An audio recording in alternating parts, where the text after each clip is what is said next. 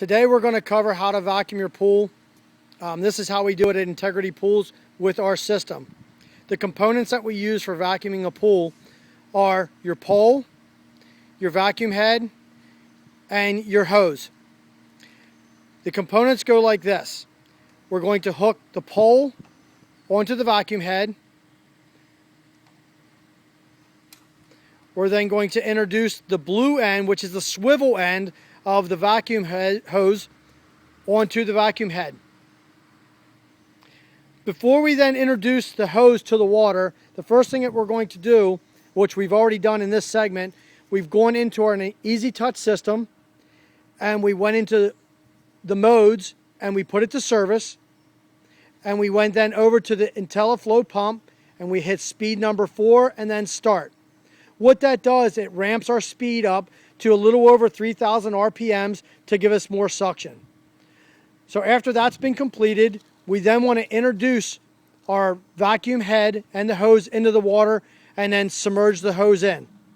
Sometimes this is easier if we have a second person, so the vacuum head and pole do not float into the water.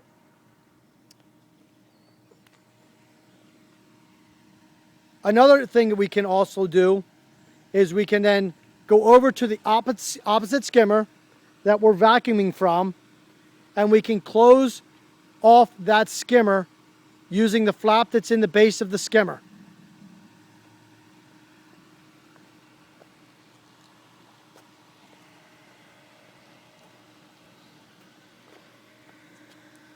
So now we can see that the flap is closed off, so we are now drawing water from the skimmer that we're going to hook the vacuum head into.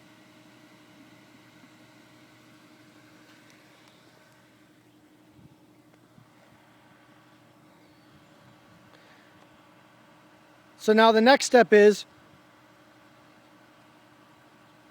we're going to push the rest of the hose into the water.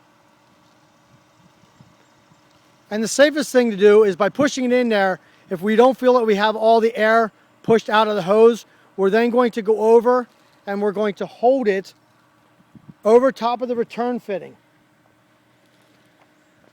When the pool is being built by Integrity Pools, we will put a return fitting beside the skimmer.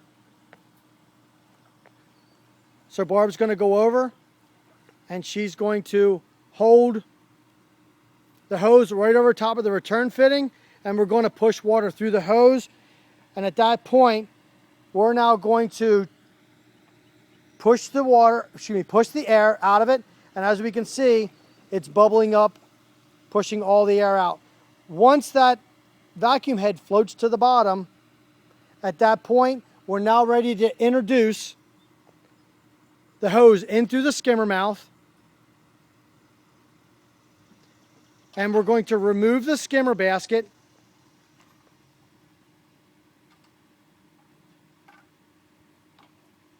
And we're going to place it on top of the lid. And then we're going to drop the hose over top of the back suction point. Now at this point now, we will have now suction pulling through our hose. Now at this point, we now can vacuum the pool, and all the material that's going to be in our pool will draw back to the filter strainer basket. So depending on the amount of debris that you have in your pool will determine how long you have before you have to go back and check the strainer basket. The more leaves and debris that you have in your pool, you might have to check that strainer basket frequently.